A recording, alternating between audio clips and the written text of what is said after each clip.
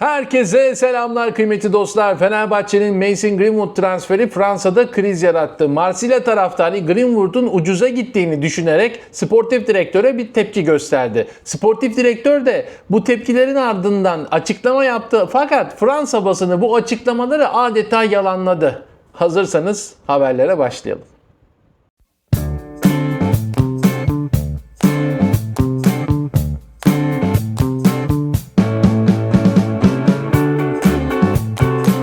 Evet, Beşiktaş'ın Trossard transferinden sonra Fenerbahçe'den de Mason Greenwood hamlesi geldi. Bir de Nathan Ake falan derken Süper Lig'in kalitesi böyle yükseliyor gibi geliyor şu an bana. Hatta içimde bir his var.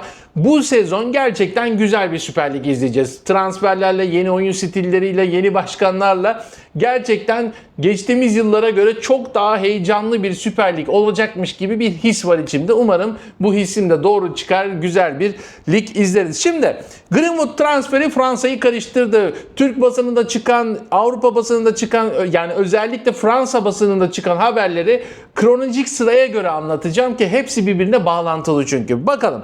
39 milyon euro bonservis bedeli karşılığında Mason Greenwood Marsilya'dan Fenerbahçe'ye geldi.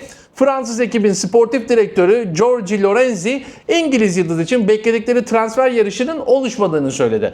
Bunu söylemesinin sebebi Marsilya taraftarının 80 ile 100 milyon euro civarında bir para karşılığında Greenwood'u satmayı planladıklarını, böyle beklentileri olduğunu, yani bunu daha önce Greenwood transferi yapılırken de taraftarı böyle söylenmiş. Yani biz onu 80-100 milyona satarız ama satılan meblağ 39. Tabii ki bu Fenerbahçe için büyük bir başarı. Gerçekten hem sportif anlamda başarı getireceğini düşündüğüm bir oyuncu, hem de Fenerbahçe'nin başkanlık yönetimi şu anda yönetim anlamında büyük bir zafer kazandı. Yani böyle bir adamı 39 milyon euroya getirdiler.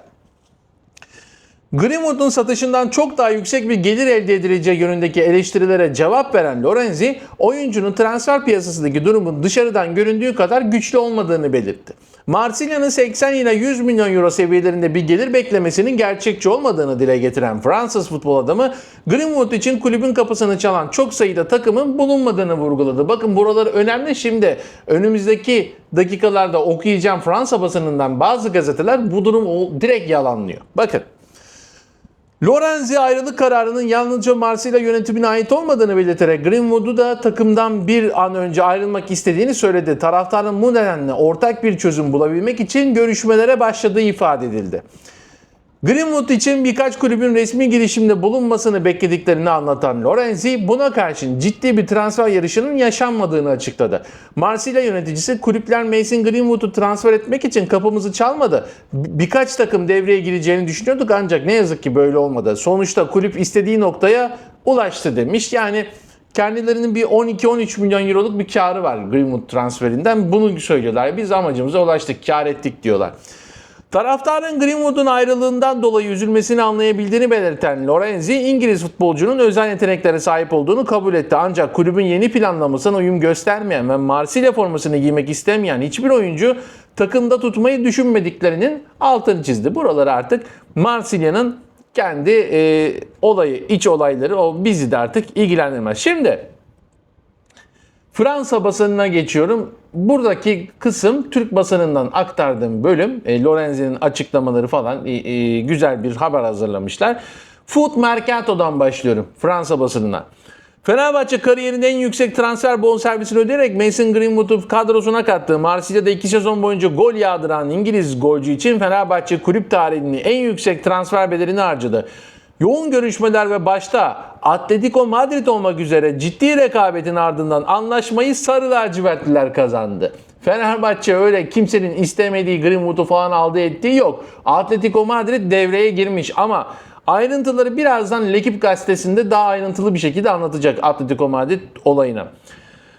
39 milyon euro bonservis bedeli 3 yıla yayılan 3 eşit taksitle ödenecek olan, ayrıca FIFA düzenlemeleri gereği dayanışma payı da Fenerbahçe tarafından karşılanacak. Bu transferle Sarı Lacivertler daha önce Matteo Guendouzi ile kırılan 28 milyon euroluk rekoru geride bıraktı. Marsilya taraftarının ise bu satışı kulübünün tarihinin en yüksek bonservis geliri oldu Marsilya tarafından. Yanlış okudum, kusura bakmayın.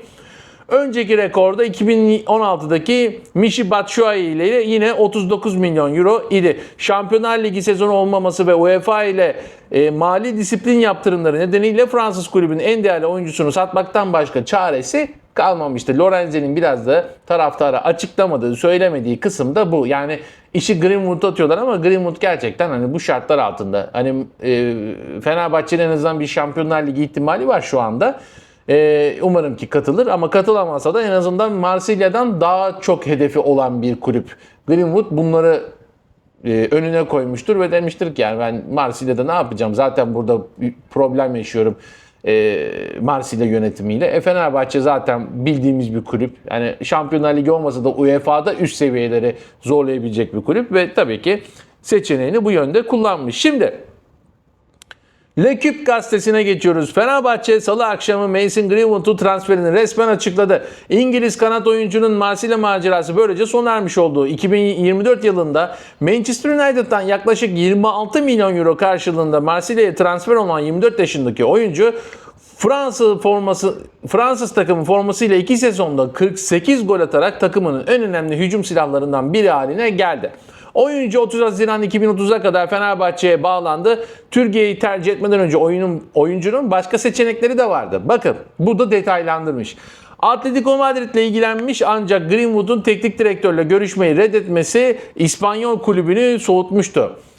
Atletico Madrid'de teknik heyetin daha doğrusu ben onu başka kaynaklardan teknik heyet olarak okudum. Burası teknik direktör demiş ama bence heyettir.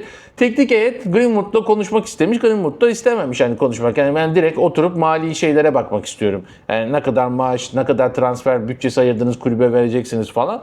Bunları biraz görmek istiyorum demiş anladığım kadarıyla. Ve bunu konuşmayınca da Atletico Madrid yönetimi çekilmiş. Bir de Suudi Arabistan'dan teklifler gelmiş ancak sonuçsuz kalmış. Greenwood genç olduğunu düşündüğü için Suudi Arabistan'a da gitmeyi istemiyor. Yani bu noktada da hani şöyle bir çıkarım olmasın. Atletico Madrid'de para mı konuşmuş sadece? O zaman Suudi Arabistan geldiğinde direkt parayı kabul ederdi. Yani bu çocuğun amacı direkt para değil yani. Sadece para değil. Kesinlikle iyi bir kariyer, iyi hedefleri var.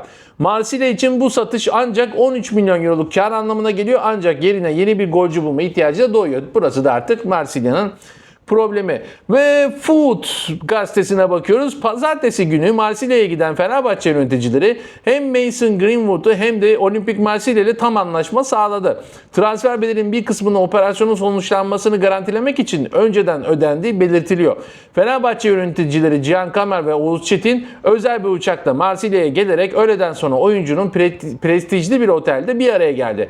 Suudi kulübü Al Ahly'nin yıllık 12 milyon euroluk maaş teklifine rağmen Greenwood Fenerbahçe'nin teklifini kabul etti. Türk gazeteci Samet Çayır'a göre Fenerbahçe transfer bedelinin peşin ödenmesi gereken kısmını da Cuma günü Marsilya'ya aktardı ve protokoller kulüpler arası olumlu şekilde tamamlandı. Asıl demek istediğim de bu. Yani Food gazetesi bunu çok iyi anlatmış zaten. Suudi Arabistan'dan da bir teklif var. Hem de bayağı iyi bir teklif var. Ancak Greenwood'un hedefi sadece para kazanmak değil. Greenwood'un hedefi gerçekten şu anda kariyerinde yeni bir sıçrama alanı oluşturmak. Bunun için de Fenerbahçe'yi. Ben Fenerbahçe'de 2030'a kadar kalır mı 4 sene?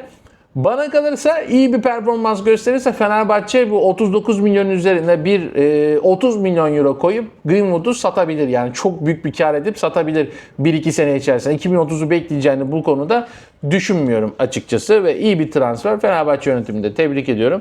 Güzel bir iş yaptılar. Hepinize de teşekkür ediyorum kıymetli dostlar. Yorum yapmayı, beğenmeyi, abone olmayı unutmayın. Ben Oğuzhan Poyrazoğlu. Bir sonraki videoda görüşmek üzere. Sağlıcakla.